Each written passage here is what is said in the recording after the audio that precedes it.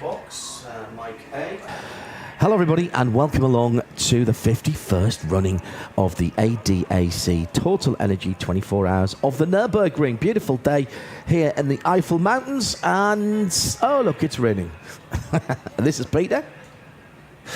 And I can tell you it's not raining because we're not in Scotland. We're in the beautiful Eiffel region here in Germany. Yes, we have. Yep, we do. Yes, we do. We have the Atmos coming in. It's all fine for us. This evening, we will have, for the evening session, we will have 3 commentators for the first part, but I'll make sure I'm here at the start of it and just make sure that we let you or Mike know that all 3 headsets will be used at the first part of the evening session.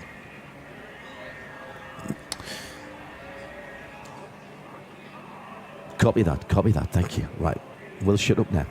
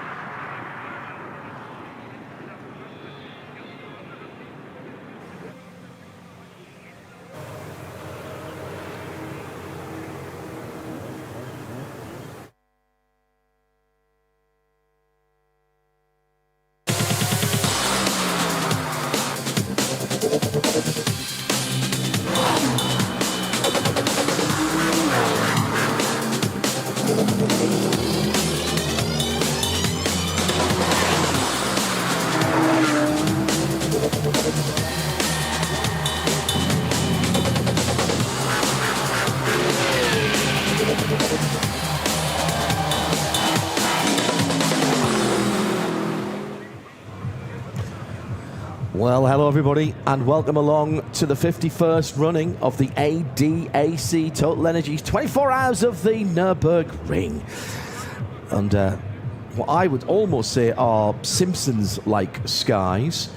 The Nürburgring, as they are floating by quite pleasantly at the moment, with plenty of blue sky visible to us from our commentary position in the Global Broadcast Centre, right opposite the start-finish line on the main Grand Prix straight. Opposite the TV Rhineland Tower, it's John Hindhaugh and Peter Mackay for you. The green light has just gone on at the end of the pit lane for what is qualifying one in a qualifying session that's qualifying procedure that would in some ways defeat many nuclear physicists in working it out. I was never good at differential calculus when I was at school, but I think we can probably give you what's going to be going on later on today. As ever, there'll not be much happening at the start. The good news is that all of these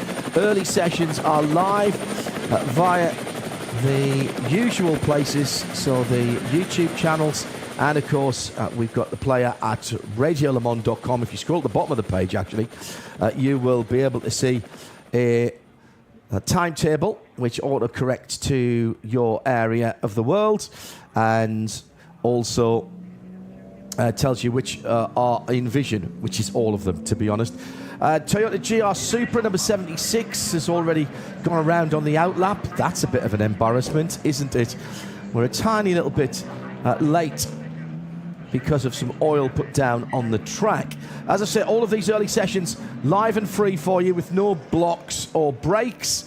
And for the weekend and the race on Saturday into Sunday, for most of you, nothing will change. So whether you're watching us on radiolemans.com or on the YouTube, that will probably not change. If you're in the USA or Canada, you need to go to Speed Sport 1.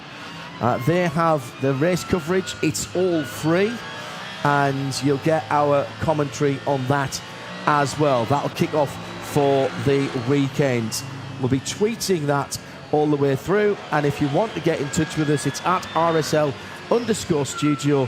Our hashtag here is hashtag RSLN24, as you might imagine. In the early running, we'll try and bring you up to date with some of the news. We've been patrolling the paddock. If you didn't hear Midweek Motorsport last night, Peter and myself were spent a very happy hour at the start of the programme in the pit lane, talking to a few of the faces, and then we stayed in the pit lane while Tim and the rest of the team took over for the second hour and talked to more people. Some very interesting comments going on. I think what came through most from my point of view is just everybody is looking forward to it so much, and it's great to see so many of the old favourite back, including the Volta Stride Check Opel Manta, risen like a phoenix from the flames. Never mind the foxtail, it's the phoenix tail this year. And we've got a new mascot here at the Nürburgring, which is also a foxy. But as you can see, flap, flap, flap, it's out there. Terrible fire just before the race last year. And we've had a good look round that car, and there's even less of the original car left now. Peter Mackay is with me in the Global Broadcast Centre for his first visit on site for this event, and has been struggling to take it all in, Peter. It's quite difficult to describe, and I know that's my job as a radio commentator. Quite an incredible place here at the Nürburgring, and it's such a pleasure to be here on site in such beautiful weather to see one of the greatest motor racing events in the world take place. And it's going to be all go from the very start of this session. This is qualifying one. So this session will be, these times do count for the grid for those who aren't in top qualifying 1 and 2. That will happen tomorrow. We'll worry about that tomorrow. But for the rest of the grid, a huge number of cars here as well. They're out there as well. Also, every driver in each car must complete 2 fast laps or 2 timed laps in qualifying to be able to start the race as well. Unfortunately, Hendrick's still there in the Teichmann Racing Toyota GR Supra. Didn't get his practice off to a very good start, but that's okay. It's behind him now. He comes in here as a defending champion in Cup X in the KTMs, which Teichmann Racing used to run, but this year no KTMs. Teichmann Racing have switched to the very popular Toyota GR Supra. There are a lot of those GR Supras here. We pop round to Teichmann because it's literally just at the bottom of the hill from where we are staying. We're actually within the bounds of the circuit. Now, normally, if you were at a regular race circuit, you'd say, oh, that's quite cool, you're sitting inside the circuit. But of course, there's about 6 villages inside the track here. However, Teichmann Racing are just at the bottom of the hill from where we're staying, and on our way to do the supermarket shopping. The first night we were here on Tuesday, we went round there to have a look and find out why no KTMs.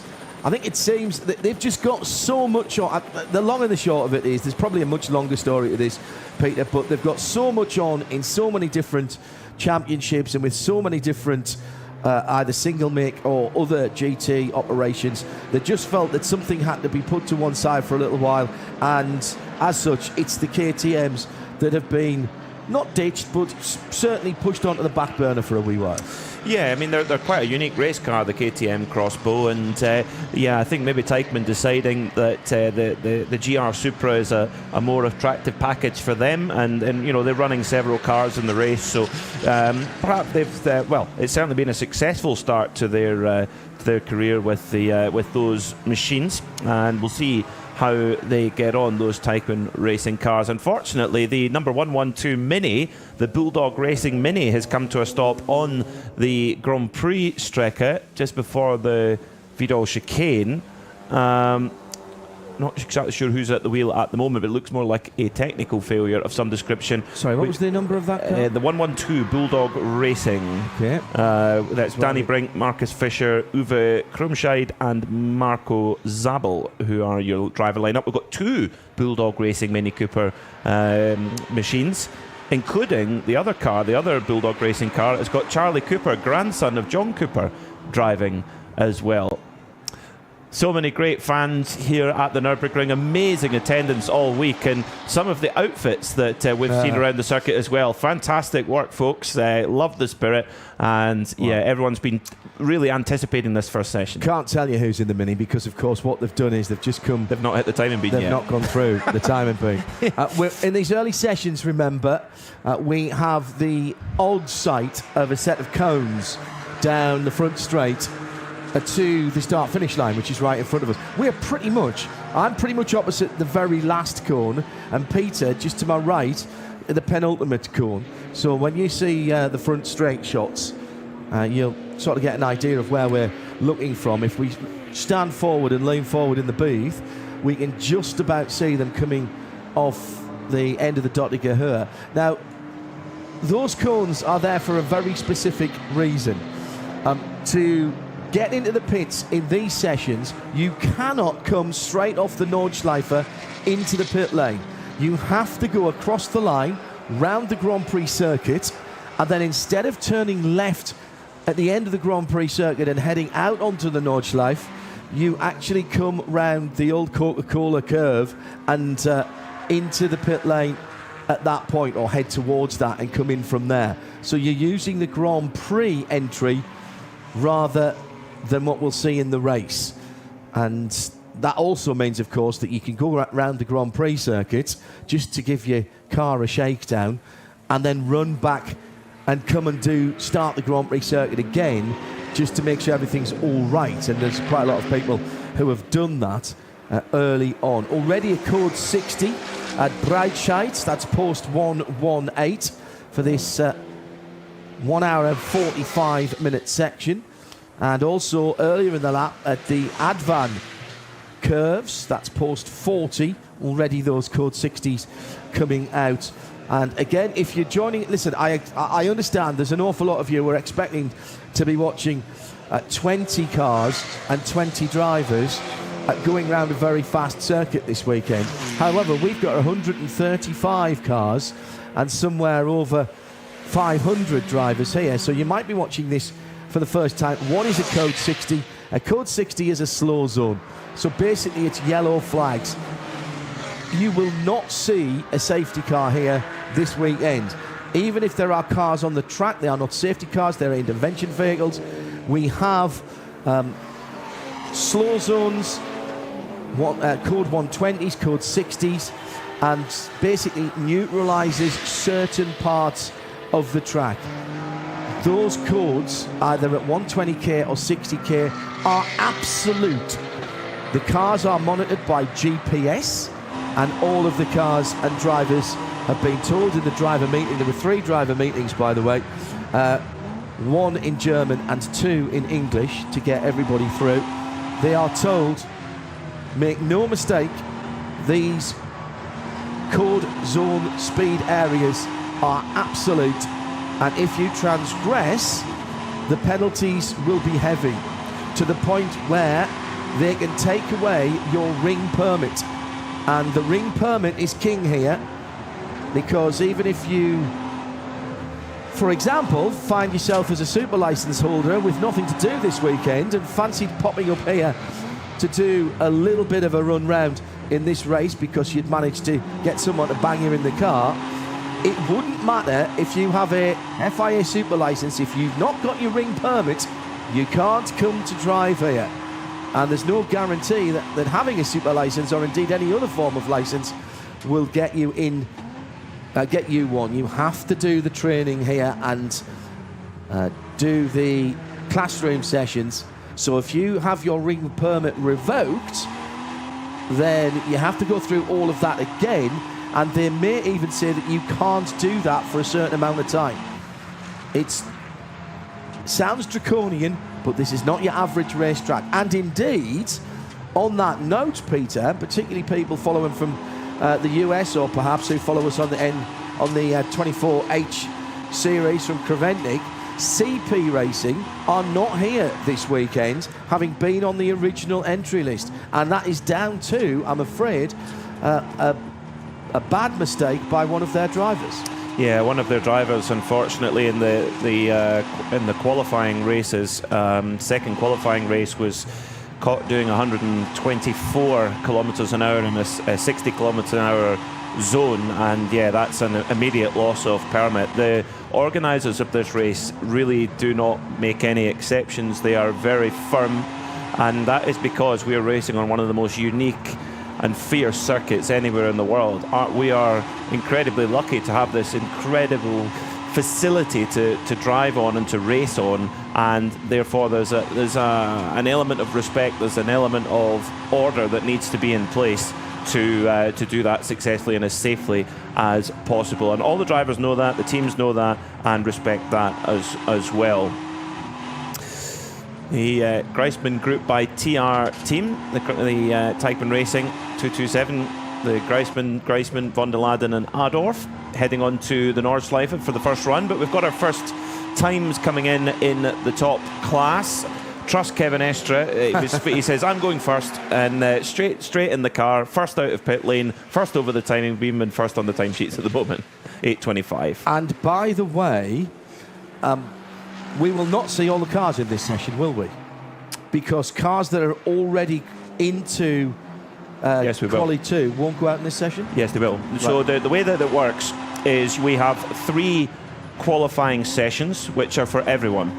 So we have today we have the qualifying session we're in at the moment of 105 minutes. Then we have 210 minutes tonight. Then tomorrow we have a 75-minute session in the early afternoon. Now, those are to set the grid of everyone who isn't in top qualifying. Now, top qualifying, we have 2 sessions. You have top qualifying 1 and top qualifying 2. Now, some lucky drivers and some lucky teams are already into Top Qualifying 2, which is the qualifying shootout. And how have they got into that, They have Peter? done so by their performances and lap times in the Nürburgring Langstrecken Series, the championship that runs through the year here at the Nürburgring, and in the Nürburgring 24-hour qualifying races a few weeks ago.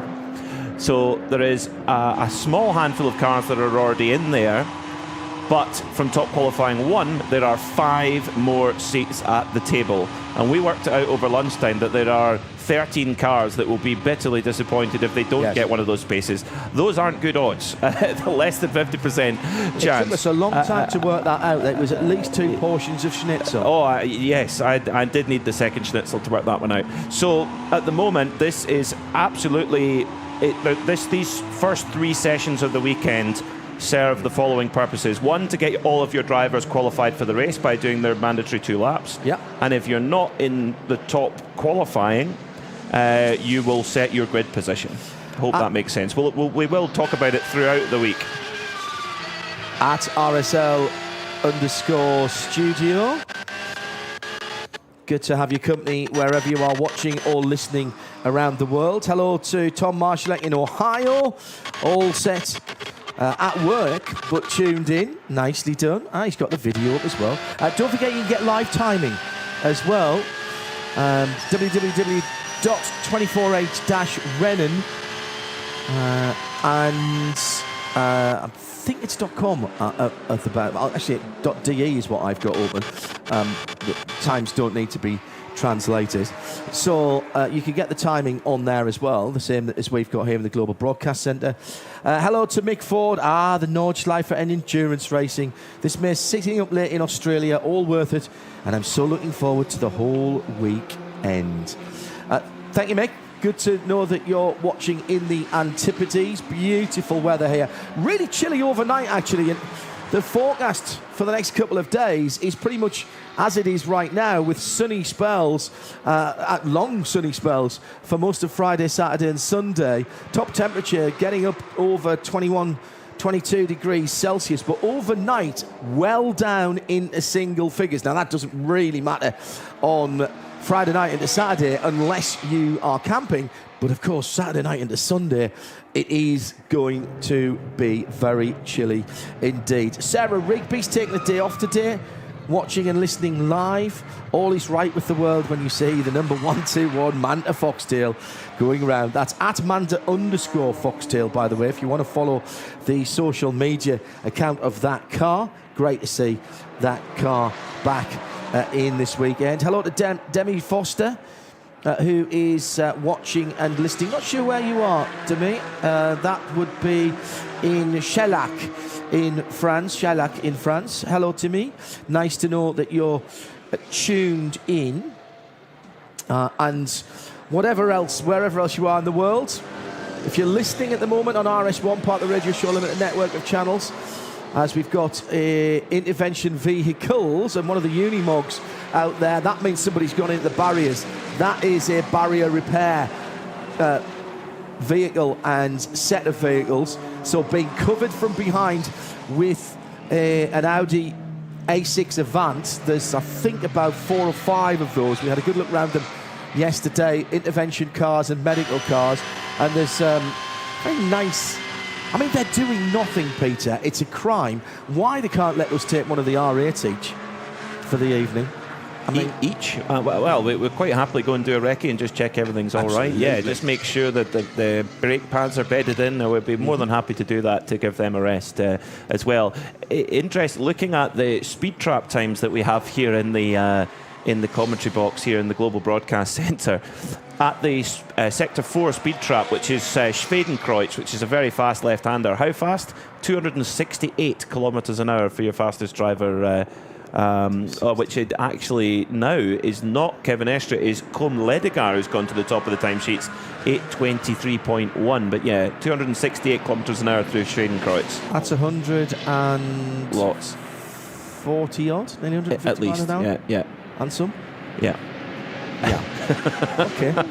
And then you've got to get on the anchors hard for that right-hander, downhill right-hander at Arenberg as well. Wonderful. Kevin Estre coming up Tiergarten now, so it'll be his second flying lap here.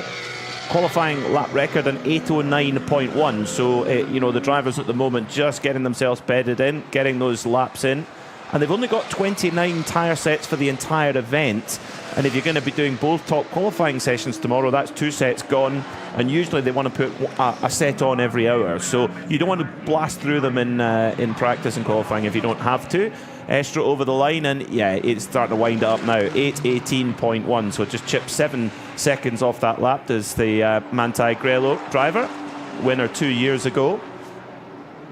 That car, one of the most popular down at the Adenar race day yesterday. The main street closed off. There's racing cars there. Friends, family and fans encouraged to get as close as possible. Saw a lovely set of pictures from Jochen from Frozen Speed of a young driver, a young fan passing over a hand-done drawing to one of the Manthey drivers, and immediately it was taken, selfies were taken, signed hero card, and into the car that drawing went. That's a fan for life. And even after when we were all finished last night, so quite late on, there was still 1 or 2 cars down there. The Ferrari was still down there from Frickadelli, and still with people taking photographs. This is a community event here, as I said. There are a number of towns and villages within the environs of the circuit itself. 1 or 2 close moments I'm sure we'll see in this opening session. We're not going to get too excited about them as it stands at the moment. Save our voices for the long haul. At RSL_studio. Thank you to all of you. Chris Tipper watching from New Zealand with a broken ankle, resting up. Looking forward to racing. It's even later than our Aussie cousins. Rob Chalmers is working from home. Oh yes, Rob, are you? Totally not a direction. Yes. Neil from Belgium, from Avaberda in Belgium, resting up from a fabulous trip to Le Mans last week for the MotoGP. I'm envious. And 115,000 on race day. The Cloud, who's the promoter there, €98 for your ticket, a programme, a camping spot and a radio, and your parking, by the way. And along with Assen and Sachsenring, those are proper motorcycle GPs for proper motorcycle fans. I'm pleased you enjoyed that. Hello to Jake Parrott, who's tuned in. Recommends the GP Sova IP app. It has the GPS marching ants graphic. Only on Apple, I'm afraid, for that one. That is the problem with that one. But I've retweeted via RSL_studio that if you want to get that on your favourite fruit-based device. And Theo, ready to watch the full weekend package, recording a podcast for the Q2 session with some friends. Always good to hear the familiar RSL voices on a casual Thursday. Yeah, thank you. Can't beat a casual Thursday. We do. It is casual Thursday. Yeah. It's jeans and shirt. We almost went for the shorts this morning. Actually, I've got my cufflinks on, yes, John. you Yeah, have. I've got my race car cufflinks. That is quite casual for you. You normally would be in the three-piece suit. Well, absolutely. I'll wear a tweed jacket. My wonderful late father-in-law gave me these, and so I've got to remember him today. Very good. Very good.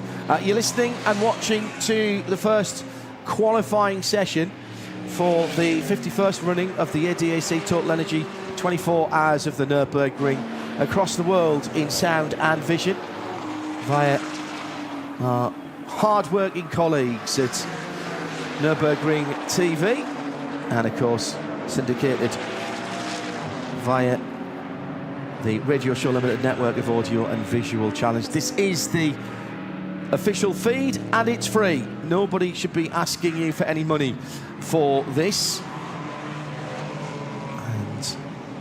At the weekend, we'll keep reminding you that that stays pretty much like that on this English language feed for the whole of the weekend. In the US and Canada, Speed Sport 1, but that's free. In France, that changes at the weekend. I suspect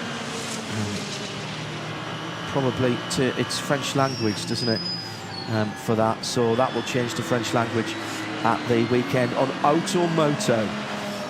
For that, our colleagues there taking up the cudgels, but for the English language feed, no subscription required. And congratulations, sorry Peter, congratulations to the organisation team here for continuing that and extending that globally this year. So dropping down towards the bridge at Adana, the number 22 Audi R8 LMS GT3 Evo 2. Audi's had a good run in this early part of the season. Plenty of wins with this car for Audi Sport Customer Racing. And as recently, in fact, as the 12 Hours of Spa in Endurance Trim, the Santalok Racing, junior racing team, converting what was a 1-2-3 for Audi R8s in qualifying into a win. And we had them winning as well last weekend in Customer Racing Hands. I know there's quite a lot of discussion and rumour about the future of Audi Sport Customer Racing. They are here, they are represented, as are their customers, and the quote-unquote works cars, Peter, look great. There doesn't seem to be any winding down going on here. I know there's no replacement in the works right now for the street car, but homologations go on for many years, and it would seem that they are as competitive as ever, and as proud of their heritage as ever. Viz, the number one car, coming out onto the front straight now and going right across the line now, right in front of us in fantastic heritage livery. Oh, it's wonderful, that number one car, of course, the defending champion, in a livery to throw back to Audi's success with the Quattro in Trans Am in the late 80s, with the 90 Quattro. With Hans-Joachim Stuck, a driver who knows his way around here, to say the least, and Hurley Haywood as well. So looks fantastic in that classic Audi Sport black, grey and red accents. Very simple livery, but very, very beautiful indeed. 4 special liveried Audis to celebrate 40 years of Audi Sport at this year's event. The Audi come in here as the defending champion. The Phoenix team, number 15 team, won last year.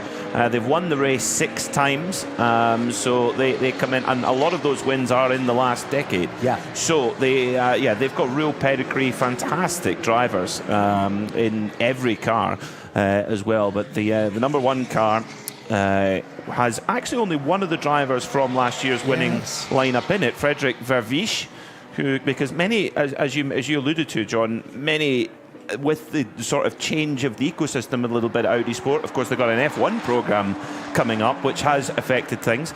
A few of the drivers have left to pastures new, but Vervisch leading that team with Mattia Drudi, Ricardo Feller and Dennis Lind. The Wochenspiegel Ferrari, unfortunately, is parked at the side of the circuit. No slow zone coming up on our screen yet. In fact, just as our screen refreshes, it's got going again.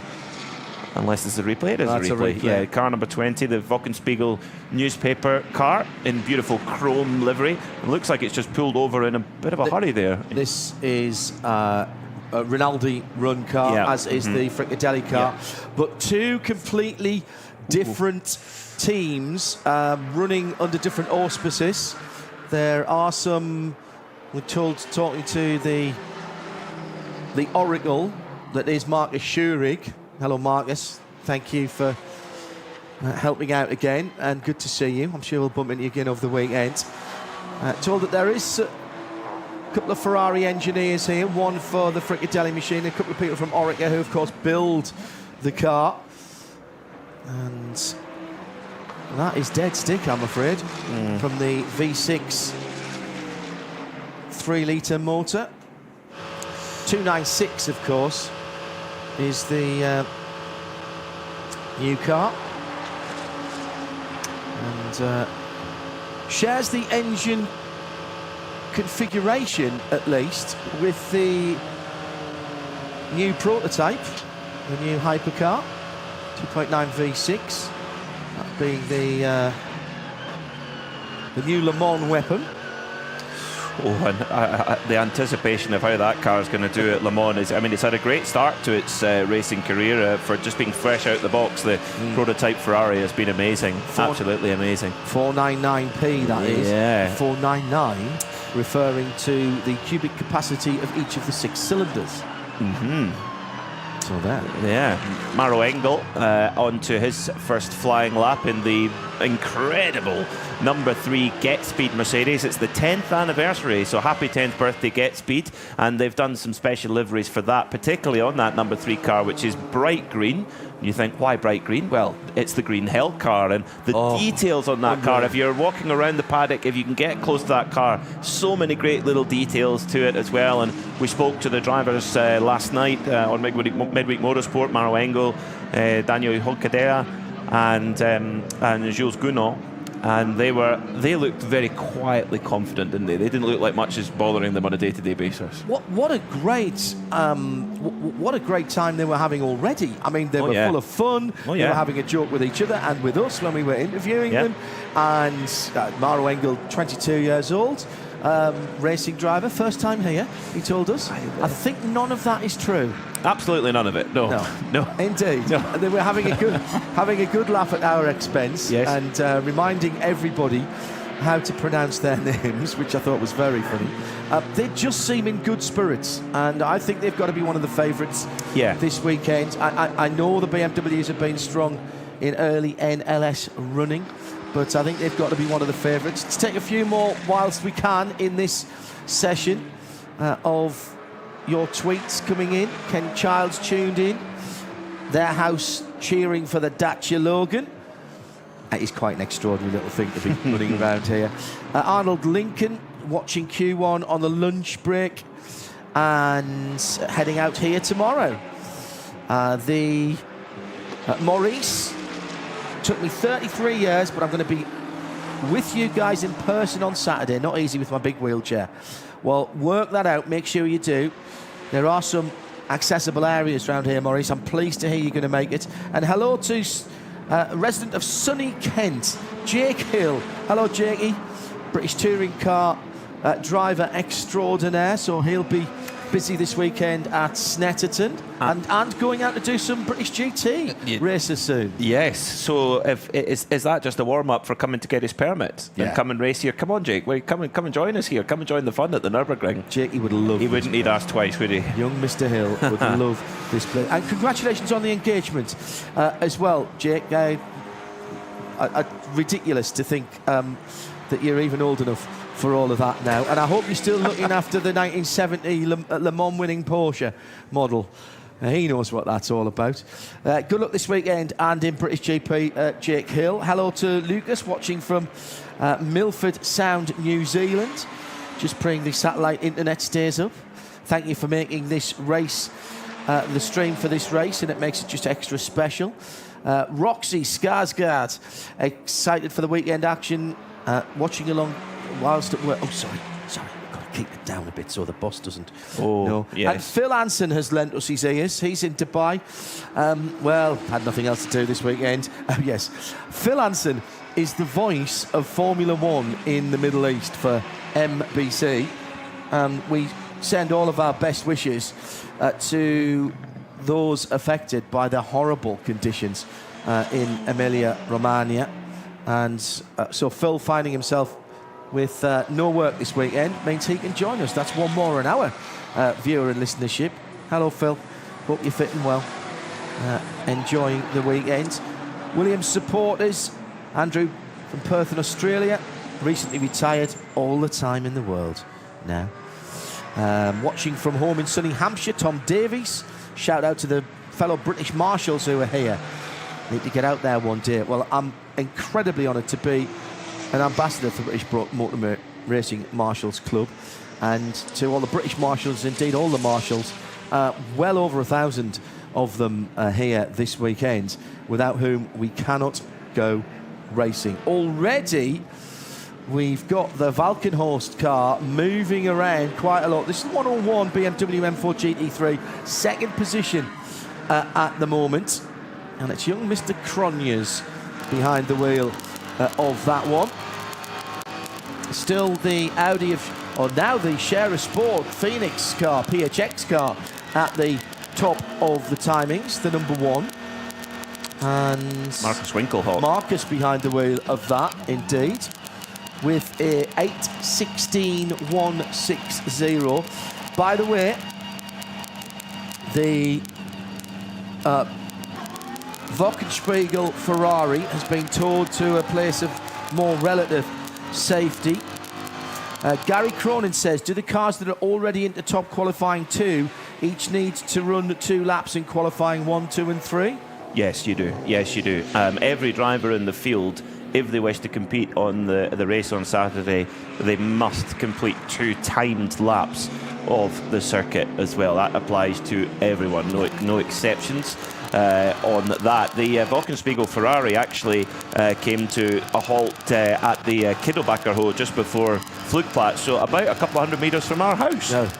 So, you know, we could have, if we were there, we could, yeah. Last night going off from him when he was camping. I was fast asleep by then. Oh, no. Yeah. Absolutely. Hello to Pentanix on the Discord group. The number 50, Akib Vitesse car. That's another car that's fallen foul of a driver having their permit removed. Not certain of the circumstances there, but apparently it was the Heinrich behind the wheel of that car that had their permit removed. The problem is, of course, if it's a driver who's bringing finance, that puts the whole entry in jeopardy, and so at least a couple of cars then that we know that.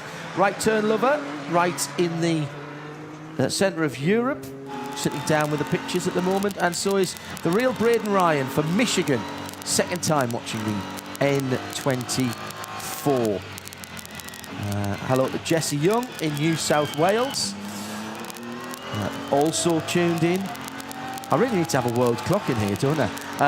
This will be my 3rd straight flag-to-flag all-nighter after the N24 and Dubai. With the N24 after Dubai and Daytona and Ferrari. I'm going to be building my Porsche 963 Lego set to keep me going.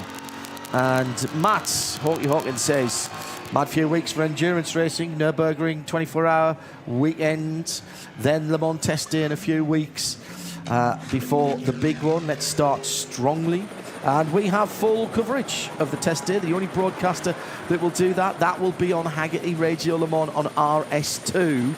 And then, of course, that's the prelude to the most comprehensive free-to-air and only dedicated free-to-air radio service for the Le Mans 24 hours. And it is the 100th anniversary this year. No other way you can get the free coverage than with us on Haggerty Radio Le Mans, and many of the voices you'll hear this weekend will be back with us then.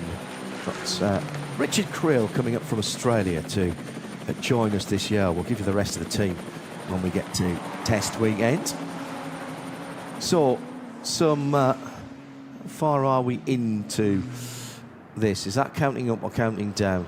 1:07 and 39 to go in this session. Christian Cronjes in second place at the moment in that. Well, talking about liveries, weren't we, with the throwback classic liveries with the Audis. But you've got to say the red, white and black striped Yokohama livery, that's right up there. Anybody who played the early versions of Gran Turismo and, like me, went for the Japanese domestic market cars, the JDMs, and particularly the race cars, I mean, that is right up there, isn't it? Oh, it's a wonderful, wonderful livery. Which, yeah, if you're a fan of Japanese motorsport, the Advan and Yokohama colours are superb. I mean, Volkenhorst have a great partnership with Yokohama Tyre. They're the only team in the SP9 category using those tyres across their spread of machinery. There are 3 cars that they have in the field in the SP9 class, and that's the great thing about the Nürburgring 24-hour. It makes it different to other series which might run a specification tyre where everyone has to run the same. The teams can choose. Now, Michelin have won 8 out of the last 10 years, with the Dunlop brand winning the other 2. So Michelin definitely got they've got the credentials behind them in recent times, but that's the thing. You never know. Team Falcon have always come here with a strong effort with their own cars. They run them themselves. 2 top Porsches filled with pro drivers. So they've definitely got a strong shout at this. So at the moment, at the top of the shop, we have an Audi from a BMW, from another Audi, from a Porsche, from a Mercedes. So we've got 3 big German marques in fact, I can't count. We've got 4 big German marques in the top 5. So that's wonderful to see. The classes, well, SP9 is the top class, and that is obviously the share of sport Audi that leads that one. In SPX, the Schnitzelam Racing number 222 in 17th position, the Mercedes MG GT2. We've got a few GT2s here, and I'm just wondering how they're going to go. We know that they're more powerful, less downforce, but they are going to be blindingly quick down the Dottinger Hurt. And that's a lead. The Schnitzelam is a schnitzel, all-day schnitzel restaurant. Sounds fantastic to us. Cup 2 in 28th position is the K. Kramer Racing Porsche. Maurice Krantz, I think, behind the wheel of that one. In Cup 3, SRS Team Rennsport, Rennsport, is the Porsche 17 Cayman GT4, the number 182.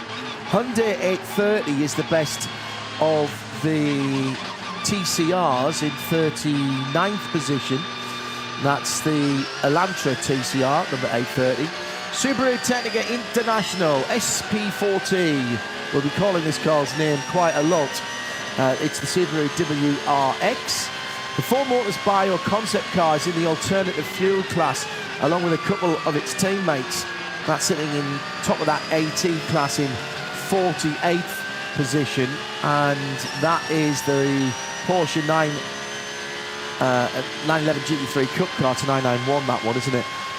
Then the RPM Racing 152 is leading Class SP6 in 56th position. That's another GT3 Cup car. And beyond that, I have to scroll down a little bit.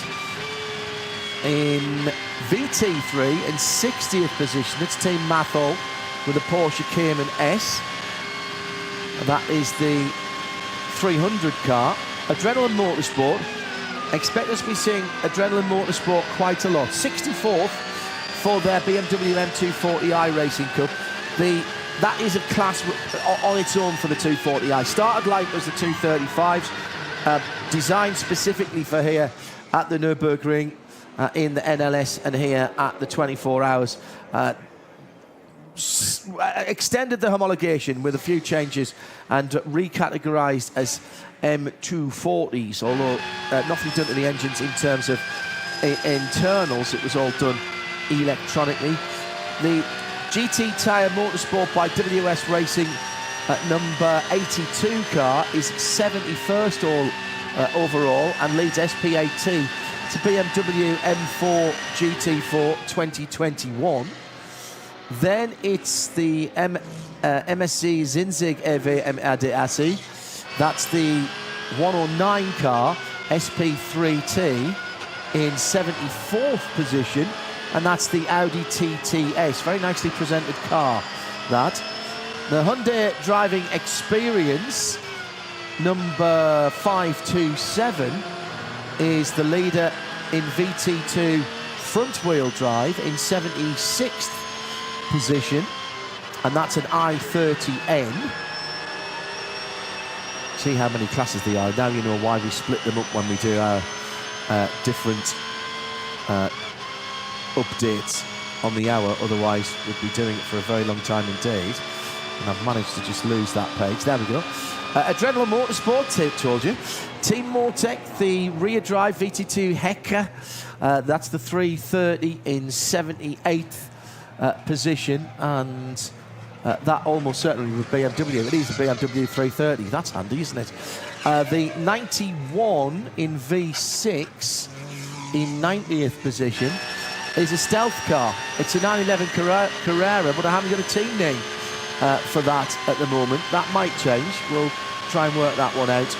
And finally, in our class lists, in V5, another Adrenaline Motorsport team, Mortec. 91st of the cars that's been out is a Porsche Cayman CM12. A strange occurrence for the Conrad Motorsport Lamborghini. A bit of bodywork just coming flying off on the Dothinger, who are one of the fastest points of the circuit. Then Julien Andlauer and the Rutronic Porsche having to just sort of take a slight avoiding action as it came flying off. So there's always surprises around every corner, or indeed on any straightaway here at the Nürburgring Nordschleife. The two top-line Porsches just about to come up over the line. Frederick Makowiecki in the Manthey Racing machine, number 911, with the number 44 Falcon Porsche of Nico Menzel right in his slipstream. Both drivers interrupted by slow zones and yellow flags through their laps, but personal best sectors for those cars being set by both drivers. So when they had the clear track, they're running quickly.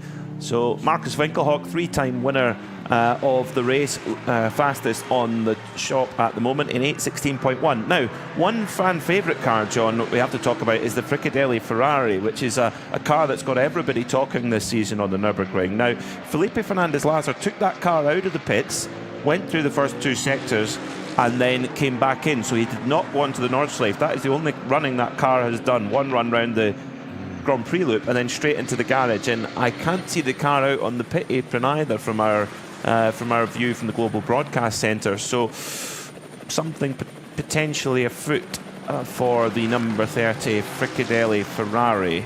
Hello to Steve Ledger, who is all the way down in Australia, supporting the number 85 Cup 3 car. Great sim racer at Stain. Yeah, he really is. 718 Cayman GT4, that Cup 3 car, second in class at the moment, although it's not Stain at the wheel, it's his teammate at the moment. Also to David Rice, who's in South Carolina, building BMW X3s and 4s.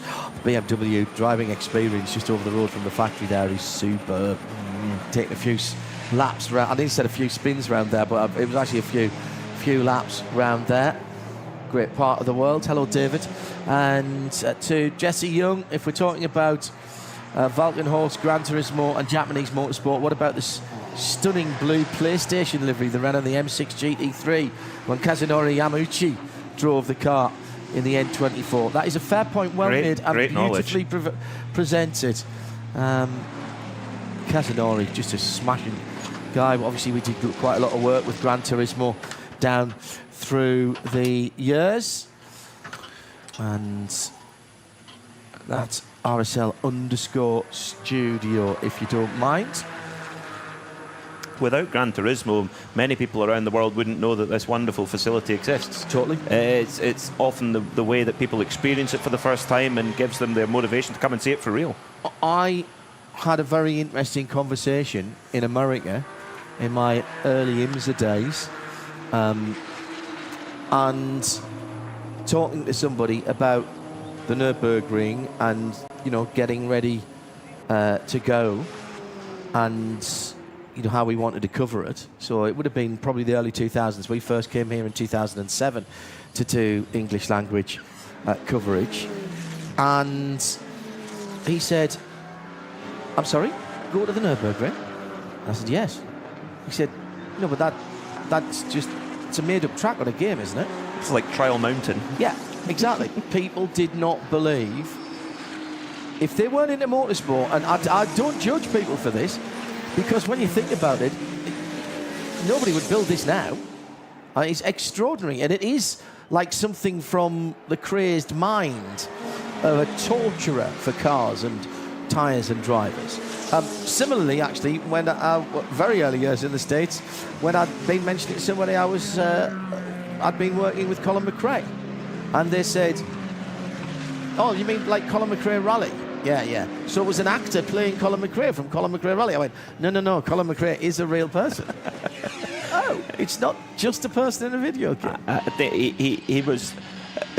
Colin's exploits in a car were so extravagant and so wonderful and so exciting. They almost were a thing of fiction. They were cartoonish. They were. Everything was spectacular, wonderful. Decent sports car driver as well when he was given the chance. I know. Going to Le Mans.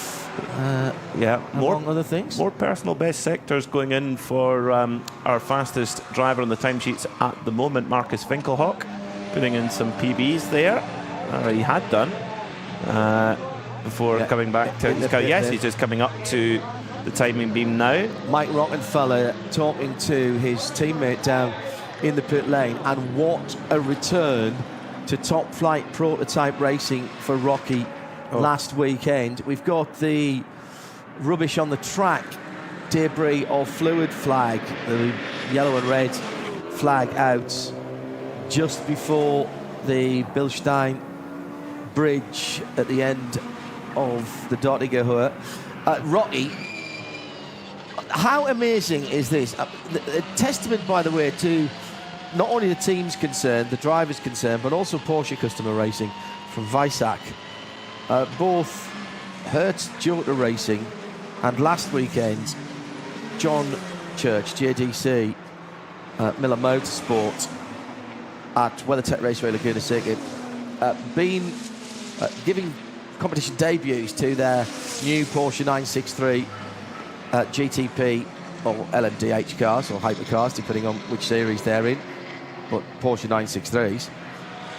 Hertz Team Jota at Spa put the fastest race lap in of any of the Porsches, and that means the Eclipse 2 Porsche Penske Motorsport Works cars, and finished creditably inside, I think, the top 6 at Spa, whilst Rocky and it was Timon van der Helm with him for JDC. They hadn't even driven the car before first practice. The shakedown was done for them at Weissach, and the car was shipped, and they didn't even have enough time to run it round the car park, as John Church was telling us. So the first practice session at WeatherTech Raceway Laguna Seca was the first time that either Rocky or Timon had sat in the car, other than having their seats made. And not only did they get it to the end of the race, but they were having a great scrap at the end with the Shank 60 Acura, and only lost that position with a couple of 3 laps to go. Brilliant stuff, and proof if proof were needed. Anybody who knows Rocky knows this already. Rocky's not going to get any slower. It doesn't matter how long he's been out of the car. And obviously you've tracked his career with your extensive research for your Porsche RS Spider book, due out soon in all good bookshops and some not so good ones as well, I would expect. We'll accept those too. Yeah. Will you take those? Yes. When is that book coming, Peter? I've had people asking for some time now. 2023 with the is that specific? Yeah, all right. Yeah, we'll be there. It's written and ready to go. We're just in the final stages. Seem to be a lot of people who are watching and listening whilst at work. David, only 10 minutes from the track, but has to work today. Unusually, because it is a holiday today. It's a holy day, actually, today, Ascension Day. Also, Johnny loving the coverage, listening quietly and sneakily at work. Hello, Johnny. We'll go all the way through to the end of the qualifying session this evening. Got a problem for... That is a broken steering arm for the number 82 BMW M4. And that is very bad news because they're stranded out on the circuit. Actually, the 88. Yes, it's the FK Performance car. Wow. You're right. It was so much. He scraped the barrier down the left-hand side of the car and actually taken part of the number off. My apologies. I misread that number. Heavy damage to the left front of that car. Tony Richards for FK Performance in that car, and he's done very well to get it out of there. He had to reverse and then get the wheel straightened, and then you're going to have to be very careful because, and he's leaking fluid as well from the left front. Radiators underneath there. And that's one of the G82 cars. That was in the Hohenrhein Hohenrhein chicane area. Tony's one of the drivers he's come a long way. He's come from New Zealand for this event. Unfortunately, crashed out last year in the race, so not a good start to his Nürburgring weekend. But if you're going to make an error, make it today rather than Saturday and Sunday. Is the blue sky thinking? Wait. Joe Ginzinger is working from home in Detroit, Michigan. Oh, Motor City. Sorry, Michigan. Can't wait for the race this weekend. Do you think we'll see the Corvette GT3 or Mustang GT3 this year? Well, Joe, look through the entry list and see if you can spot anybody who might normally be racing with a bow tie. And I don't mean round their neck, I mean stitched into their overalls, because there are a number, are there not, Mr. Mackay, of drivers here in manufacturers for whom they do not drive. Yes. If they are Chevy drivers. We've got 3 Chevy drivers. When you mention drivers with a bow tie, I always think of Mike Hawthorne. Mike Hawthorne, but yes, there's a lot of General Motors Group drivers here. Earl Bamber is here. Nicky Katzberg, they're both in the same car. Alexander Sims is back again this year. So there are a lot of General Motors affiliated drivers who could potentially be in the running if Corvette were to come here to the Nürburgring 24-hour. Now, if you're a regular fan of Corvette racing, you go, but we don't have the right type of car. We've got a GTE car. Well, Corvette Racing have a GT3 spec car coming into competition next year, and that therefore they would be eligible for SP9 and Ford, of course. Yeah. Yes, so of WEC, WEC and IMSA, and possibly here. We were just talking across the lunchtime about which drivers might be gathering some experience, and then rather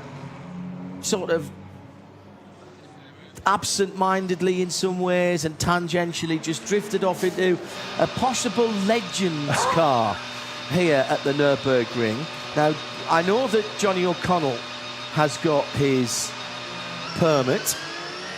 I'm not sure if Ollie Gavin has, but he runs the Chevy Corvette driving school here in Europe. Who else did we mention that we could get in? Not a Corvette driver, but David Donoghue is a bronze. Right. So is Johnny Max Angelelli is a bronze. Max Angelelli, thank you. Max Angelelli, Well, he's got GM he's a Corvette guy. Yeah. So how about Johnny O'Connell, Ollie Gavin, and Max Angelelli? Yes. The Corvette racing does last in the summer of wine. That's no, but there's only you and me who are listening know what that means. Laura Wontrop Klauser, head of Chevrolet Racing, if you're listening, please make that happen. Johnny O'Connell's probably already on the phone knowing Johnny. Still getting Tony Richards back to the pit, and there was another car on the run-up to the mid curve, I think, on the left-hand side of the track that looks like it's been in the barriers. Maybe it's the 563 Porsche Cayman X. Yes, it was a Cayman. Yeah. Right. Well, okay, that was Kesselchen then. So that is the number 563. Contact has had contact with the number 7 car. We're hearing. Oh, that's a top class car. The race control. That's the Conrad Lamborghini. Yeah. Which had the bit of bodywork that came off. Axel Jeffries out in that car at the moment. Now we're both descendants of policemen, and I would say that that's not a coincidence that the 7 had contact and a bit of bodywork came off on that car. My dad never believed in no such thing. No, not at I'm all. Put that one in my pocketbook. Yeah, making contemporaneous notes, are you, PC McGuy? Very good. As soon as practicably possible. So that's a horrible start for the Lamarid father and son team in that Cayman S, number 563. Now, if I whiz down, it must have crossed the timing line. So I should be able to find out who was in that car, because that's not information that we get. Oh, it was Lamarid Senior. This is one of the SRS Team Zorg Rennsport entered cars in V6, Porsche Cayman S. I think that car was facing the wrong direction, or certainly had been in the wall at some point. Yeah. So that car will be will be recovered. Super fast point of the circuit, Oh. uphill all the way, flat out all the way, left, up the hill. It's well, Moot Curve is Bravery Corner, isn't it? No, I think they're saying that was at Kesselchen. Which is just the next. It's Yeah, one true and the enough. same, really. Yeah. After Bergwerk, you're coming out of Bergwerk.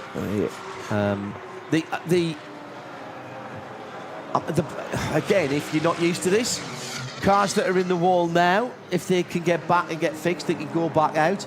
Outside assistance here it does not disqualify you from a session or indeed the race. The organisers say very much of, you've paid your money, and if you can get it back and get it fixed, get it back out there. And it's not Le Mans, it's not the World Championship, different regulations. So just get used to that. So you may well see cars being towed back by intervention vehicles, which for many years were very beautiful old flat-fronted Jeep Cherokees, the straight 6.4 litre cars. I think they've been put out of pasture now. Just lovely cars. But they could come back again, being covered with double yellows, or perhaps with an intervention car with its lights on behind it. So into, what have we got left there, Pete? 45 minutes. So we're halfway through the session. And Share of Sport still have the best time. Marcus Winkelhock. Kuba Gimasiak has just taken out the Valkenhorst Motorsport BMW GT3, the number 101. That's one of the Yokohama tyres car. Raffaele Martiello is in the number 4 Team Bilstein Mercedes AMG GT3. That's the hand-painted one, isn't it, before? That's correct, Yeah. yes. To paint a race car nowadays is very rare for two really important reasons in motorsport. One, weight. It's heavier to paint the car than to wrap it. And also cost, which is important in motorsport also because it's a jolly expensive business as it is. You don't need to add any more. But that paint job looks absolutely superb. So the yellow and black number 4 HRT or Bilstein Mercedes. Keep an eye out for that all weekend. Some great liveries. Something else we've been talking about, we were talking about it today. Jake Parrott. Hello, Jake. With LMGT3 in WEC and at Le Mans being AM only next year, or at least Pro-Am, actually, and a real Corvette GT3 available in GT3 to go into Pro in IMSA, perhaps tackling the Nürburgring 24 and the CrowdStrike Spa 24 with a full Pro team might be on the cards for Corvette, and maybe Ford would follow. That's what got us talking about it. We were talking to one of our colleagues from the German coverage, and he was asking about Corvette. I think it's odds on, I'll be honest with you, because they can't put a full Pro team into Le Mans, but they can here, and they can at the CrowdStrike 24 hours. I think it's a no-brainer for them with the new GT3 car, and I suspect, as something's just fallen off a car, there's still that little bit of debris on the bottom end of the Doniger Her. I think it's a no-brainer for them and for Multimatic, Ford, Larry Holt, to do something similar with Ford. Bit of controversy about the Ford GT, the Ford Mustang actually, because Stefan Rattel doesn't really see that as a GT car, and he doesn't, and neither does his other manufacturers. They do not want to be competing against a car that costs half the price of their cars in the showroom. However, with the new set of regulations coming out, Stefan doesn't have as much sway as he used to have, particularly, and no sway at all, of course, with the FIA and the ACO, or indeed here. Yeah. So well, we'll see. We'll see. It wouldn't be the first time a Ford GT car ruffled some feathers. Oh, yeah. Now, great to hear from Craig Williams typing in. Now, I remember yesterday I mentioned that in the World Touring Car Series on iRacing, there was most enter in Hyundais and Hondas, and there was one sole Audi. Craig Williams, the Frank Biela of the World Touring Car Series. Well, and he's obviously a Middlesbrough supporter as well. Because he says he's watching from the sunny northeast of England. I guess we can feel glad about the championship playoff. We didn't expect to get there, Craig. I'm a Sunderland supporter, as many of you will know. So made sure I got here in plenty of time on Tuesday night to unfortunately watch us getting knocked out of the playoff situation. But I think they'll be more disappointed than us down on Teesside. I'm surprised you can see the sky, Craig, at the sun at the moment, being on Teesside with all that industrial smog. Only kidding. Oh dear. Hence the alcohol. I'll change the subject from the... At RSL_studio. Hello to Tom Davies. Here's something we can talk about.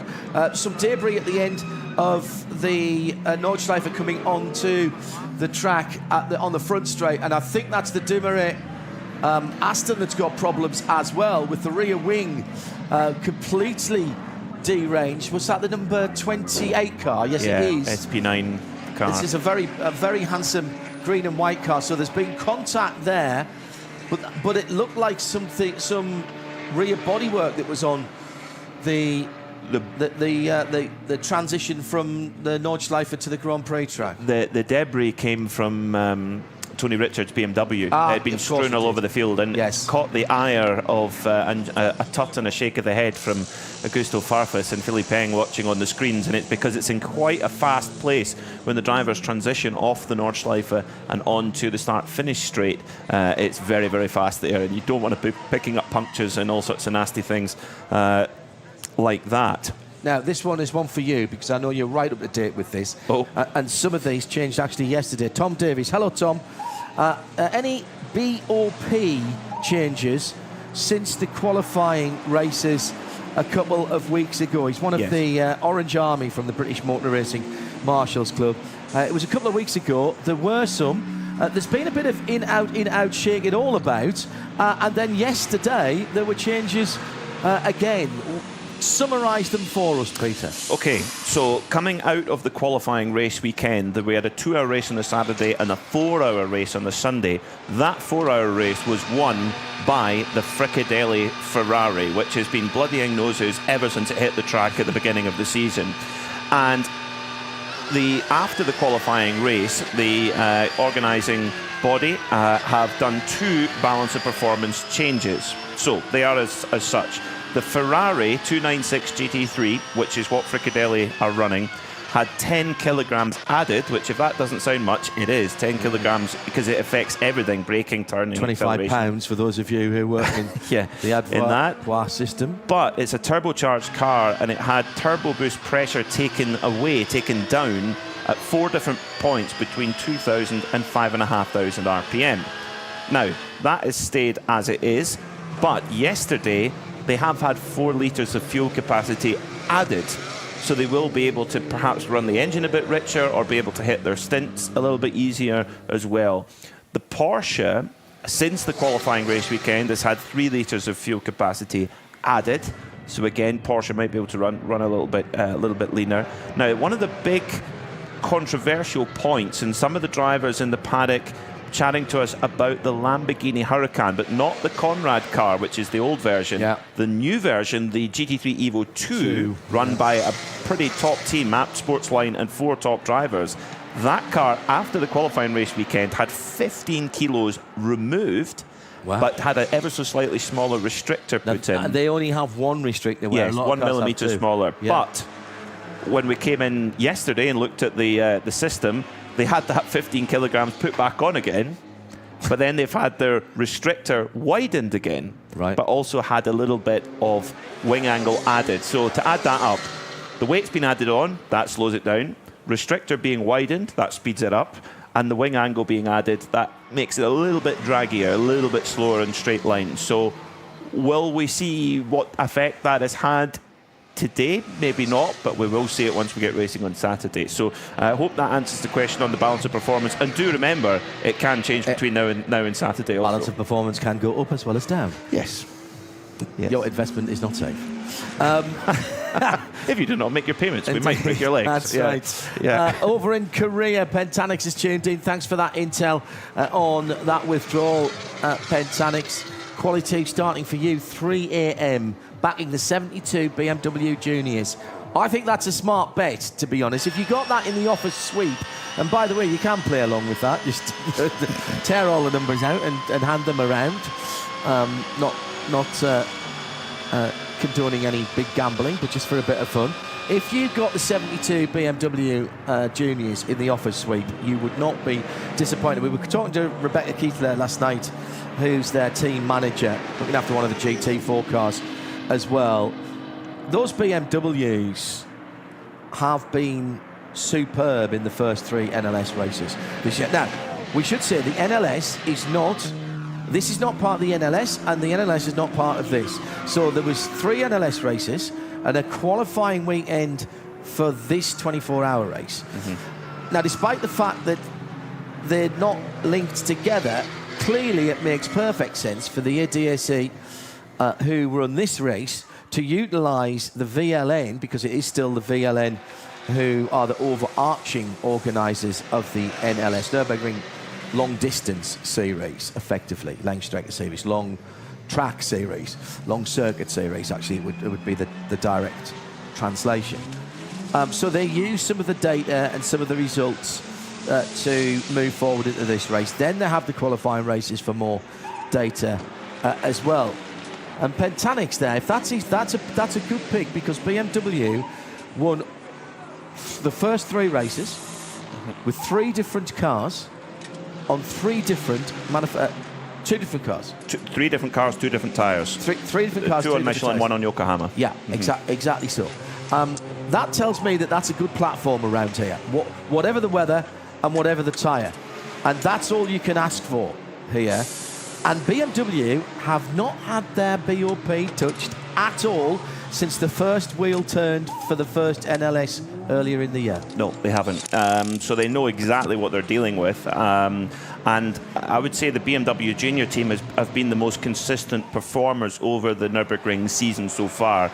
They were 5th in the first race, 3rd in the second race, and then they didn't win NLS 3, they dominated it. They absolutely wiped the floor with everybody, and they scored BMW's 50th overall NLS win in the process.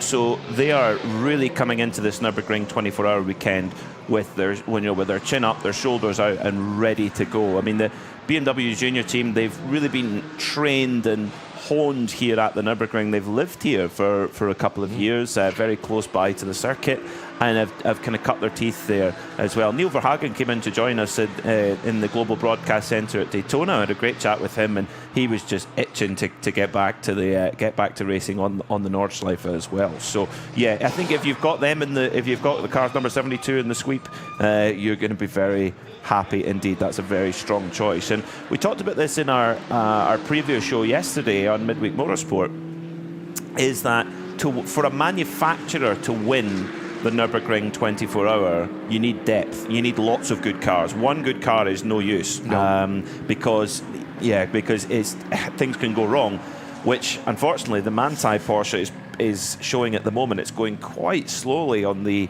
Grand Prix circuit with its hazard lights on. And now, who's at the wheel of that car at the moment? That's Michael Christensen from Denmark, winner 2 years ago as well. And it's going very slow.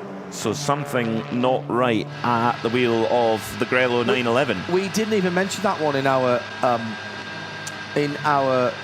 preview show. Walk down the pit lane, because it was actually still down at Adenau. They weren't letting it go. It's a real fan favourite around here.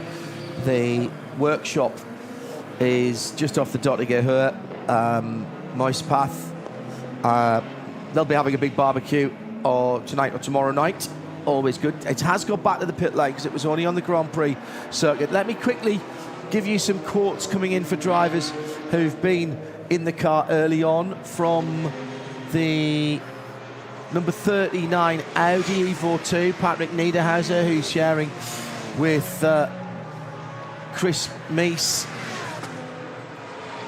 among others. And as I say that, it has just turned over, excuse me. So what did he say? Chris Meese and Christopher Haase.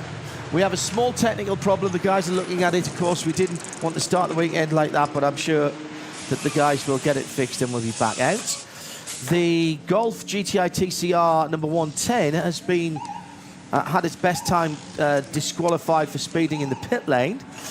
Marcus Winkelhock has been talking to our pit lane reporters as well in the Audi R8 number 16 Not a lot going on the track at the moment, but you still have to be careful. Not everyone has found their rhythm. Our car running well. It's a very good point, that, isn't it, from Marcus? He was doing well. That's still his time at the top, by the way, the 8:16.160. Toyota Supra number 227.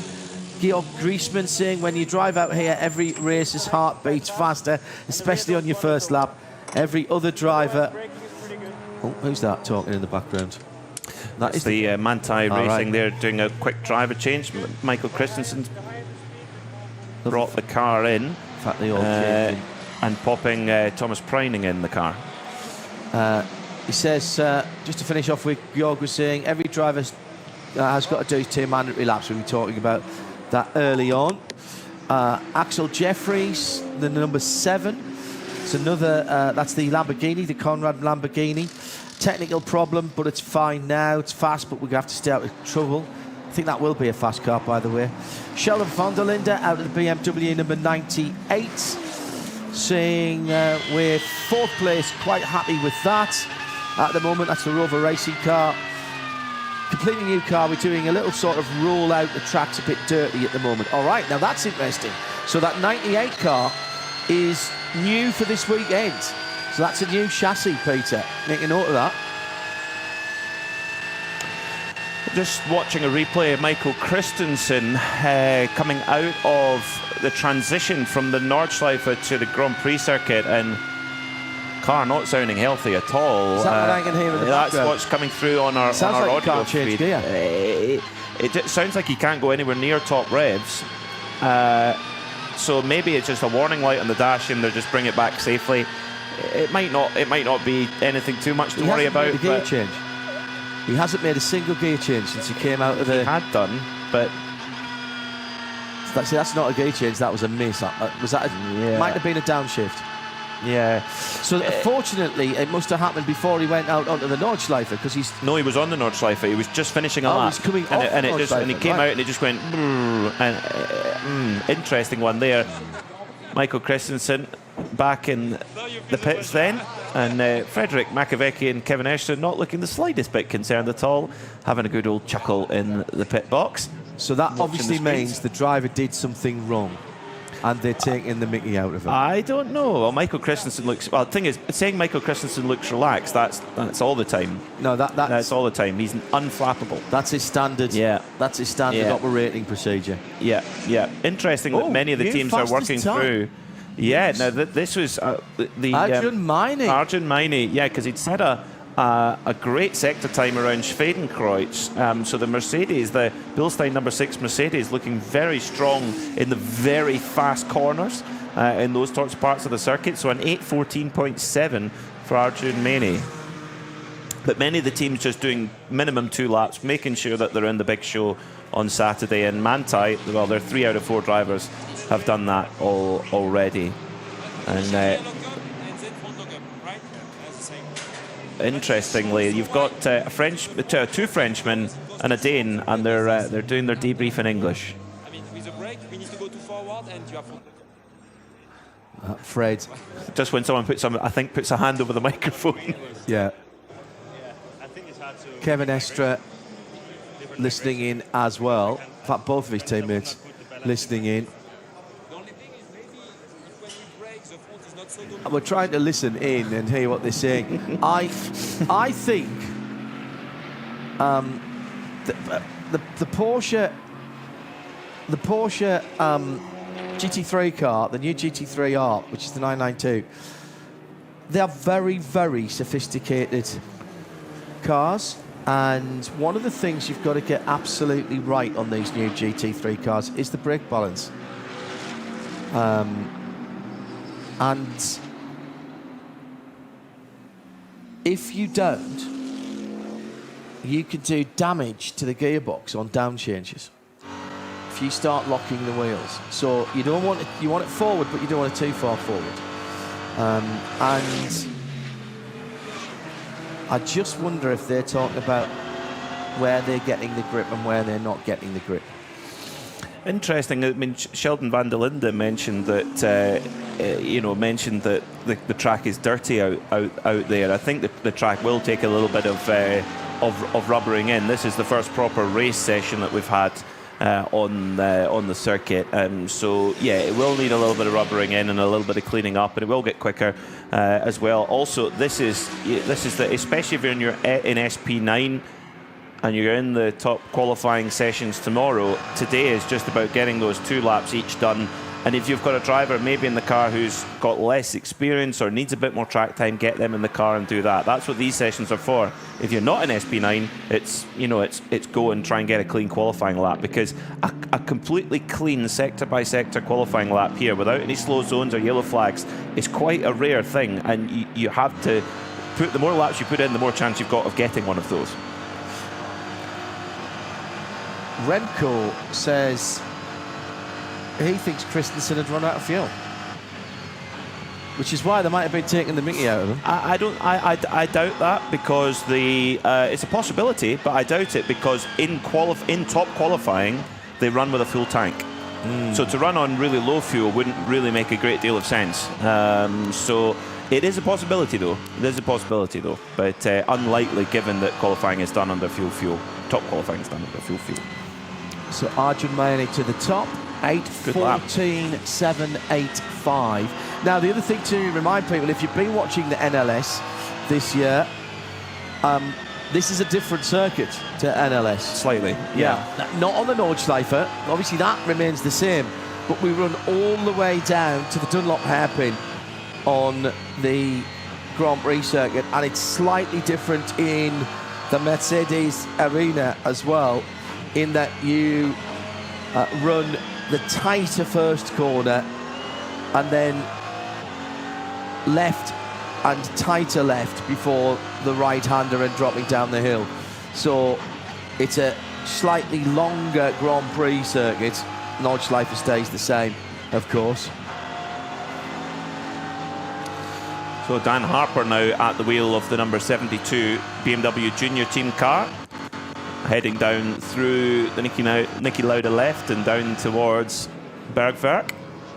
And yeah, Daniel has had a superb season at the wheel of that car alongside Max Hesse and Neil Verhagen. Apparently Neil, when they all lived together, I'm not sure if they still do, but Neil Verhagen was the chef. Oh really? Yes, apparently so. Wolkenspiegel car number 20, the Ferrari in the pit lane, and a Ferrari jacketed engineer pouring in there trying to keep a look. We know that the Fricadelli team have one Ferrari engineer with them, of course the Fricadelli car being run by Rinaldi also. So they've got the Wolkenspiegel car back. This is not encouraging. That car is going to be incredibly competitive when it runs. The thought is, how long can it run? It won the 4-hour race in the qualifying weekend. It does not take anyone with extreme applied maths to work out that that's only a sixth of the race that we have this weekend. That's only arithmetic. It's not even maths. Even I can do that. And also, we've seen those 296s complete 24 hours at Daytona and 12 hours at Sebring. 12 hours at Sebring is pretty tough. But it's not 24 hours here. No. 24 hours here with the speeds, the excessively high speeds, the curb strikes, the traffic, the damage, etc., etc. You seldom see a car, even a car that's done very well, in Parc Fermé on Sunday afternoon. They'll be filthy, but most of them will have a scratch or a scrape or a bit of tape on them or a bit of bodywork missing or a streak gone here. And that, I think, that's the difference when you're going round here. Yeah, absolutely. And I think it will be a worry for Rinaldi Racing running the Team Wolkenspiegel and the Fricadelli car that not just one, both cars appear to not be running at least a full programme. We saw quite obviously the Wolkenspiegel car having to pull up at the side of the road and be recovered. The Fricadelli car is a bit more of a mystery. They might just be running a very relaxed programme, but certainly not a programme like any of their competitors are, who are all getting 2 laps in per driver and setting indicative times. So there's question marks in the garage at Fricadelli Racing and Wochenspiegel Team Manschau at the moment. So we'll see. Marjan Mene on another flying lap put another personal best sector in sector 6, which is the section from Exmühle up through Bergwerk and then up the hill towards Mutkirch. So I don't think there's much wrong with the straight line speed of those and the torque, the low down torque of those Mercedes AMG GT3s, because where they're setting their top sectors, it's in very, very fast parts of the circuit. You're listening to the last 21 minutes of the first qualifying session live from the Nürburgring. It's the 51st running of the ADAC TotalEnergies 24 hours. Good to have you company, Peter Mackay and me, John Hindhoff, in this first session. We'll have Johnny Palmer along with our regular voices of the NLS on the World Feed TV and RSL, Bruce Jones and Peter Snowden. They'll be joining us and taking over for the nighttime session. That means that Peter and I can go and find some more schnitzel. Yes, we can. I wonder if we could maybe jump in our wonderful Hyundai Tucson and go and watch out on the Nordschleife, maybe, if we'll leave the boys to it. We'll listen into them, of course. Of course, we'll be listening. Yes. Yeah, indeed. So, sure what passes we've got to get out there, but I'm already working on the responsible adult. So under 20 minutes to go then. Every session counts here in terms of timing. We've also got laps to get in for every driver. So we've worked through quite a lot of stories in the top classes. However, GT3, or SP9, Peter, is, yes, it's an important part, and the headlines on Sunday will be about who's won. But fantastic battles right throughout all of the classes. And we've got,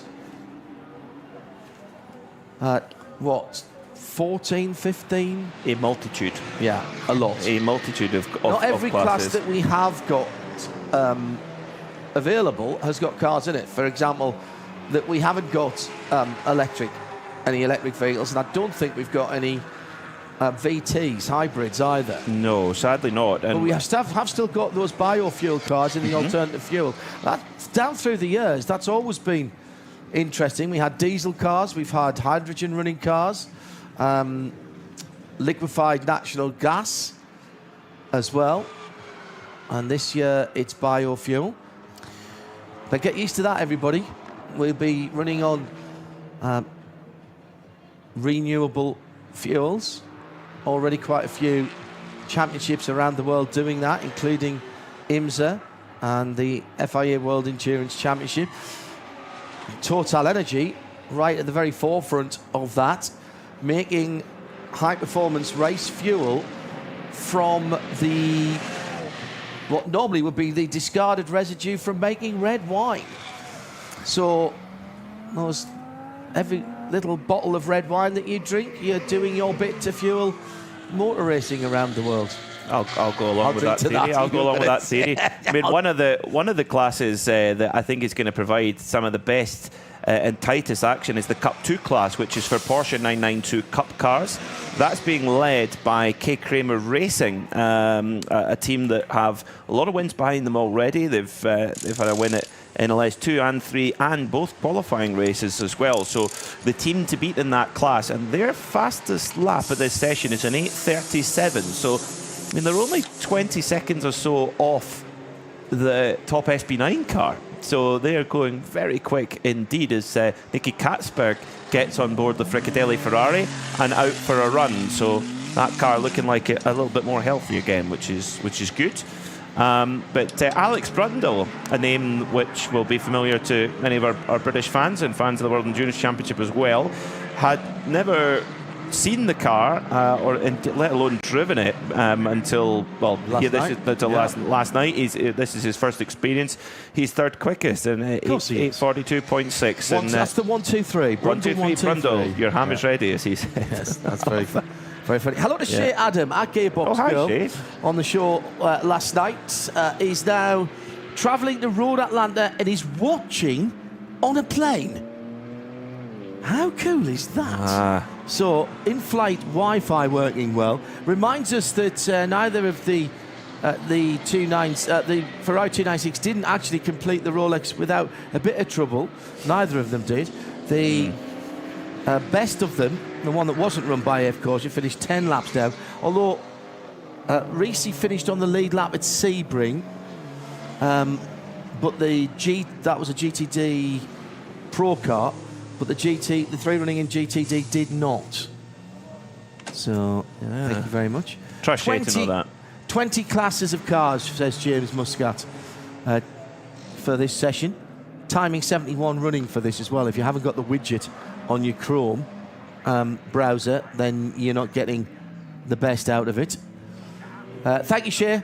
I don't know what's on at Road Atlanta this weekend. It's a Ferrari Challenge. Must be. This weekend. Yeah. It's Road Atlanta. Shay will tell us. Anything I'm at sure. Road Atlanta's excellent. Absolutely You've been to excellent. Road Atlanta. Never. So that's another one you haven't been to. That's another one to tick off the list. Yeah. Right. Yeah. Bet they don't have as good a model shop as here, though.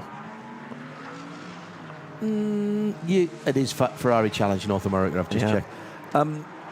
The vendor midway at the top of the hill at Michelin Raceway Road Atlanta is amazing, considering it's not there all the time. So it literally drops in for the race, and the merch and models that are there are very, very good indeed. Spark models in particular, which I think are very good. Is that's then the real litmus test, the real acid test of a proper race circuit, is if they've got a good model shop within vicinity of the circuit. Well, and a schnitzel for your breakfast on Schnitzel, a roll. obviously, he's top of the list. Yeah. Remember what we were talking about, law enforcement. What you get taught when you've got any family member, any close family member in law enforcement, is if you get offered a hot drink or something to eat, you take it, because you never know when the next opportunity for you to eat or drink will be. And it's pretty much the same in our game, isn't it? Because you never know what's going to happen. So we just finished our production meeting and lunch is being served, so we stayed on and had lunch immediately. We did. Because you never know, you leave, something happens, you've got to do a test, or you get grabbed to go and record something, and then you're dashing back, throwing a headset on, and you realise all of a sudden you haven't had your requisite 3 daily. Kurt, I knew I was going to do that. Nicky team has just set the fastest lap of the session for the App Sportsline Lamborghini, car number 27. Just a few seconds off the top of the timesheets at the moment. The reason why I said Kurt team, his father Kurt is taking part in the Tourenwagen Legend race that is on this weekend as well. So it's not just the 24-hour race cars. We've got some great young timers, old timers, and Tourenwagen Legends as well to watch. So yeah, the track is very rarely quiet here at the Nürburgring. And that's before you even put race cars on it. You will not believe the young timers race. I can't wait. Can't wait. When somebody says to me, you know, what race would you like to do? There's 2. One is the 6 hours for production cars at Bathurst. That's a race that's on my bucket list to drive in. Okay. I won't say to race in, but to be in, behind the wheel of a car. For anything at Bathurst, to be honest. And the other one is the young timer race here at this weekend, and because it's just extraordinary. And I actually don't care what I drive. I don't need to drive anything super quick, and probably just as well that I didn't. But I actually don't care what I drive. If somebody said one of those Audi 50 Cup cars, yeah, absolutely, I'm in there. NSU, yeah, I'm there. Old Mini, probably. Just, this is the track, and for those of you who have done it in virtual reality, you can learn which way the track goes in virtual reality really, really well. And that is how I learned the track here. And so before I came here in 2006, I did loads of laps on Gran Turismo, and then I bought some tourist laps. I think I got about 3 laps for the price of 1 that you pay now. And I put my sat-nav right next to the rear view mirror on the screen and zoomed it in as much as I could and used that to remind myself where I was. So a bit like having a visual co-driver with me, and did a few laps and slowly built myself up. And then down through the years with various manufacturers, I've been here on manufacturer days and done tests and driven road cars and race cars, but never raced here. But it's great to drive it, but I would like to race it. I'd like just to say I'd been in a race here. I think the 2 classic events I'd like to do would be the Youngtimer race here in a 935. Oh, you're brave. Yep. And hang on a second. I'll just show you this. What's that? This is the accelerator. No, that appears to be a light switch. Yes. Yes, well, it has the same kind of effect. But it's a light switch that you have to go press 1, 2, 3, bang. There we go. Yeah. And then I would love to do the HSR Sebring race in an RS Spider. I think my neck would need some work before doing that as well. Martin Raginger brings the number 44 Falcon Motorsport Porsche into pit lane. Martin has done this race many, many times with that team. 12 times before he has done that race with Team Falcon. So knows the tyres well and knows the team well as well. Very important indeed. Hello to Rebecca Jones. And watching whilst unpacking her food shopping. I think that's just as glamorous as shaping at 32,000 feet, Rebecca. And hello to Paul Smith. Oh, you've mentioned a model shop. I now have to avoid the Nürburgring as my bank account would very quickly. Now, it depends what you're into, Paul. Actually, no, it doesn't, because it has just about everything. Everything. And I mean, you were very restrained there on Wednesday. Very restrained. But you could easily have spent a lot of money there, couldn't you? It was the books that got me. Yeah. I got a copy of Norbert Singer's book, which I'm very, very pleased with. But I did get a little model car for my goddaughter. That's a bit of a tradition when I go to races. If I see a model car, I bring one back for her collection as well. But yeah, great to hear from Paul as well. A fellow broadcast colleague. He's making his debut on Not Kill FM this year. Is he? Yeah, Lunchtime DJ. Oh. The Lunchtime Show with Paul Smith. Yeah. So Paul Smith, not that one. No, right. no, not the stripy, not the stripy. Not that one. The one. Yeah. All right. The Paul Smith of race. I had a Paul Smith suit once, and I really. Was it good? Oh, loved it. Yeah. Not made to measure, but it might as well be. Somehow I found one that fit me, and it's my favourite suit for many, many, many occasions. Got the Lamborghini coming in front of us now, back onto the start-finish straight. That is the number 7 car. With that's a Conrad Motorsport GmbH, the Huracan GT3. Slightly subtle differences on the exterior from the Evo. Yeah, see the kind of shark fin on the engine cover is it's quite similar to the Super Trofeo version of that car, which they've kind of added into the Aero package. But still running the venerable 5.2 litre V10 that it shares with the Audi R8. Jules Gounod on board the number 3 Get Speed Mercedes. That's the Green Hell car, bright green machine, getting a lovely tow up the Kesselchen from one of the Rover BMWs up towards Klostertal, and then the mighty Carousel, named after.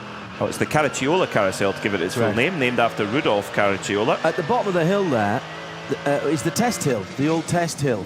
It used to go straight on there, and the concrete bowl that is the Caracciola Carousel was built, and the climb up, slightly less steep climb up the hill, was built to bypass that very steep uphill run. Now, just having gone past us and me mentioning the number 7 car, Conrad Motorsport, with Lefterov behind the wheel, Pavel Lefterov. I think he's just done Control-Alt-Delete, old 3-fingered salute on the Grand Prix track, because he was dead stick driver's left. And now he is... Well, that's back to normal speed again. He's coming up to one of the Zorg-Rensport Caymans. And... No, that's right back up to speed. And Pavel's a very late addition to the team as well, the 25-year-old Bulgarian. But a good addition, I would say, because he's won his class here before. Back in 2019, he won the SP8 class in an Audi alongside Rahel Frey for Team GT Tyre. So he tends to drive GT4 machinery of late, but he goes out onto the fast lane now, onto the Grand Prix circuit to start a proper flying lap. As Pavel left her off, flashing the lights of that Lamborghini Huracan.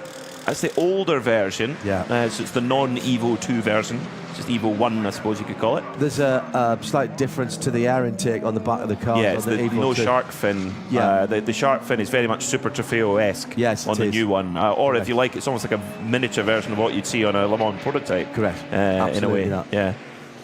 Editor of DailySportsCar.com, Graham Goodwin. Model shop. No. I thought because he's got a great collection. Ferrari news regarding the Rolex cars. The 296s, two of the three 296s at the Rolex had problems with broken floor mounts after contact. Ferrari applied for and then put in a redesigned part allowed under homologation as a safety or a reliability mod. So now here, the floor, if you're not careful, the floor does get a bit of a pounding, doesn't it? Because if you use, there's some curbs that you have to use, even though they're quite severe. There's some curbs here that you absolutely can't use because they're like a small garden wall. Yeah. But there you go. Yeah, and there are parts of the circuit where you are all four wheels off, even with GT3 levels of downforce now. At Flansgarten, you are still all four wheels off, and the compression and the you only just have to stand there and hear the cars belting off the road when they land.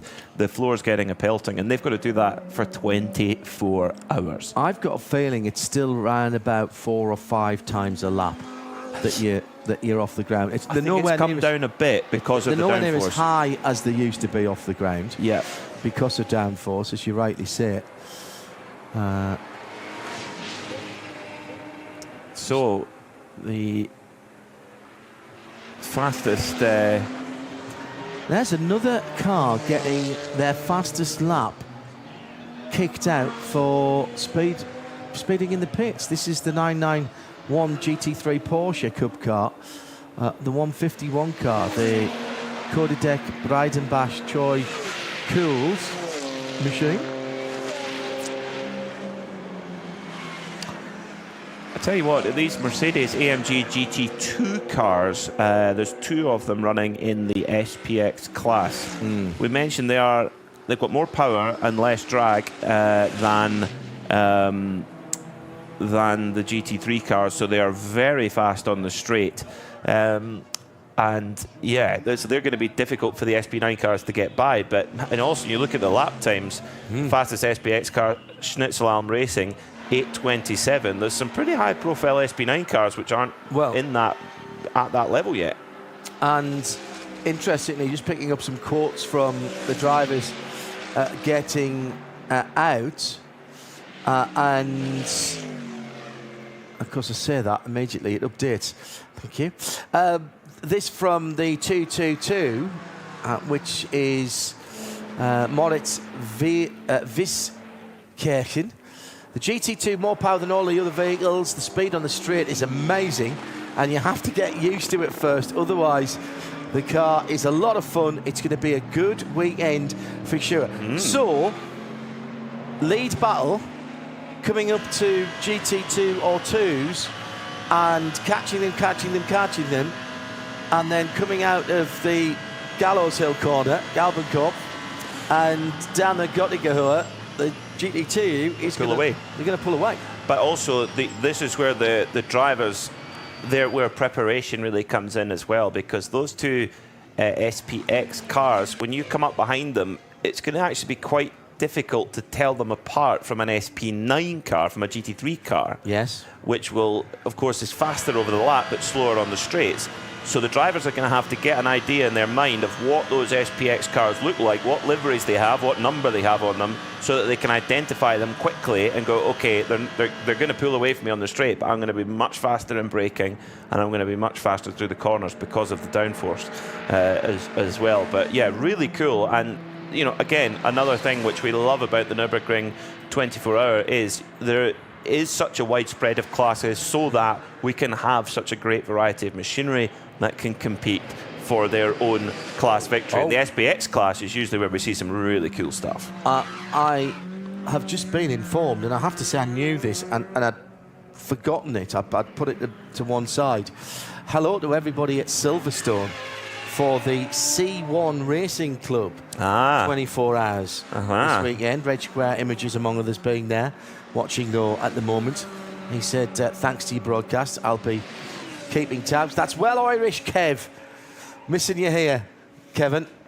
One of the places I normally bump into to Kevin. Have a good weekend at Silverstone. Hope the weather's kind to you there. Forecast was decent actually for that part of the UK. How long have we got left now, Pete? Oh, should be 26 seconds. Oh, there we go. Excellent. Big plume of dust thrown up by Michele Beretta, I think. Yeah, spot on in the 16 Audi. This is the car with the yellow front end, just as he was coming down to Bergwerk through the exit of Exmüller.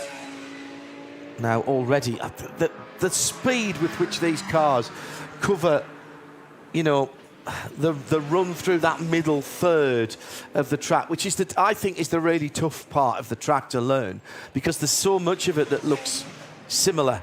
Yeah, and you go, am I flat? Am I not? Am I breathed off? Am I fifth gear? Check the flag is out. Yeah, you cannot get that wrong. Coming down through Flansgarden now, and about to turn right towards Schwalbenschwanz, or the Kleine Carousel, as some people call it, the smaller carousel. Still with that concrete on the racing line. Now heading up to one of the most important corners on the track, Galgenkopf. It's the last bit that's really important, because that controls your entry speed onto the endless Dottinger Hohe. Get your book out, read a chapter. Tune into RS1. Yeah, absolutely. Spot on. Interesting seeing the top teams, how they're being so disciplined here by getting through all their drivers. Manthey, all 4 of their drivers have done their 2 laps already. Thomas Preining at the wheel of that machine as well, so they can relax now. There's no, if there's any kind of freak weather or whatever, they're sorted. See what Michele Beretta can do. Had a pretty consistent run through as the Italian. Michele Beretta's father is actually responsible for Matteo Cairoli starting racing, because Michele Beretta's father was a very good customer of Matteo Cairoli's father, and Michele Beretta's father said, you need to let Matteo have a shot at racing. You need to let him do it. And he's like, oh, I don't know. And he says, no, do it. And he says, if you don't do it, I'm not going to be your client anymore. No relation to Olivier Beretta? No. Same name, not the same. Oh, Gilles Magnus off into the barrier. That's quite early in the lap. Yes, Hassenbach, yeah. So he'd obviously just got over the line before the checkered flag, and he's managed to keep going. Hey, that was quite a stout hit on the right front. Just got out of kilter with the track. That's the 22. Yeah. Audi. That's the R18 throwback car. Yeah. Audi Sport Team car collection. 10th position. It's... If you get out of step with that serpentine run at the start, you know, so much of this track is difficult. I said the middle part was difficult, but if you don't get a good run through the Hatzenbach, your lap is gone before you've started. And Gilles Magnus has stopped. I mean, it's over. The lap is over, but it will burn time getting that car back to the pit lane. And there's slight concern down in the pit lane where Mike Rockenfeller is watching on. It is insanely quick there for GT3 cars. And it just looked like he may have clipped the curb a little bit too much towards the last couple of the last left before the right, then the left right to drop down over the bridge, left right left actually, and that was contact with a tyre bundle. That was, I mean, that wasn't just a brush, and he's done enough damage that he's had to stop the car with damage to the right front bodywork and steering arm. Now, the joy, of course, of these sessions is the checkered flag's been out for 3 minutes. However, there's going to still be people coming across the line for about the next 6 or 7 minutes. Yes, there will. And as long as you got over, as long as you got over that checkered flag before the time elapsed, you've got another run at it as well. Because if you saw the checkered flag, then you just do one lap of the Grand Prix track and go back in again. Yeah, that's a good point. As well. So you don't have to do a whole lap of a whole in lap of the Nordschleife. But if the session was still green when you cross the line, fill your boots. So Michele Beretta had an issue in Iceback. We saw that, but that wasn't any major that consequences. That was the went big, off slightly. That was the big dirt. Yeah. Dust. Yeah. Gilles Magnus, Ellen Lercurve, punctured front right, according to the information ticker. But I think more than that. I think that was suspension and steering arm damage. When the replay cut in, it's hard to tell whether that was cause or effect, whether they had a puncture and that was what made him go off into the barrier, very good point. Or whether the puncture happened because of the bodywork being pressed in from hitting the barrier and then puncturing the tyre. We don't know. We'll try and find out in the break as well. But again, as we said, if you're going to do that, do it now. Don't do it on Saturday. At RSL_studio, we'll wrap it up in a moment once we get all the cars back in. Dennis Lind still to come across the line in the number 1 Audi, currently in 9th position for Audi Sport Team Scherer. One of the Evo 2 R8 LMS GT3s. Underneath the Andreas Bucher bridge. Still on the throttle. Now lifts. Only at the right. Now, we were talking about Sims the other day as Lynn comes to the line, and when we drove alongside the Dottinger on the public road, one of the things you couldn't believe was how deep that compression was and how steep up to Tiergarten and Hohenrhein was. And that allows these GT3 cars, I said even in a road car, you don't lift off until the first left. They're not lifting off until the right-hander, and then you aim it at the end of the armco because you're going quick enough that you won't hit the armco. You'll drift away from it. There's quite a lot to compute just sitting here in a chair in a commentary box when you think, imagine if you're in one of those cars with the noise, the vibration, the speed, everything, and you're just trying to control all of that at once. And that's just when you're on your own. We've seen many times Tiergarten coming in coming into Hohenrhein, the bit before it transfers back into the Grand Prix circuit, is if you have two cars side by side, it's like the world's fastest game of chicken, and sometimes it can go wrong. I mean, look what happened last year with the Manthey Porsche. Lawrence Vanthoor battling with his brother Dries. So that was the brothers in Armco. That was the brothers in Armco. Yeah. Yes, and he was in dire straits at that point. Certainly was. But excellent. I think that's time for us after that. So yeah. Let's have a look at the times then. It's Mercedes-AMG Teams Bilstein at the top, 8:14.785. Then that Michele Beretta, Scherer Sport Audi, BMW M4, Valken Sport number 101, Valken Horse Motorsport. Then Eduardo Matara just coming into the pits now, another Mercedes. Audi Sport Team Land 39, Audi Sport Scherer 40. Rover Racing is the second BMW down in 7th position. Conrad up in the top 10, with that Lamborghini, the number 7 in 8th position. Then two Audis rounding up the top 10. Manthey in 11th with the 911. Is that the best Porsche? Yes, Yep. it is. Yep. Wow. Just ahead of the Fricadelli Racing 296, the number 30 car, Abt with the all-black Lamborghini, the number 27, Jordan Pepper last in that car. Lion Speed by Car Collection next up. I'll do very quickly, before we go off the air, I'll do some quick rundown. Schnitzelam with the best time in the 222 for SPX. K. Kramer Racing, Cup 2's 163 car in that class. 4 Motors Bio Concept, the 320 BMW in AT. SRS Zog Rennsport, Cup 3. Their Cayman 182. Subaru Technica International in the SP14 114 WRX. Pro Sports SP10 leader is 46th overall, which will be one of the Astons. Yes, it is. Then Hyundai for the TCR leads in 830. GT tyres with WS. That's the SP8T leader, the number 81 car. RPM Racing's 151 leads SP7. RPM 152 leads SP6. Mathol in VT3. They're the leader there in the 300 car. Adrenaline in the 246 BMW 240i class. Max Kreuzer Racing in the SP3T. Hyundai Driving Experience for the VT2 front. VT2 rear is the BMW 330 of Adrenaline Motorsport Team Motec.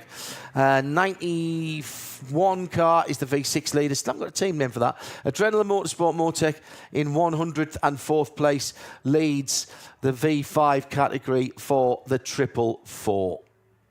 So, Peter, 1 or 2 problems, and some of the top teams not getting everything done that they want to. Some worrying frailties and fragilities from Lamborghini and from Ferrari. But at the front of the field, it's been a pretty good one, and that's about all we've got time for.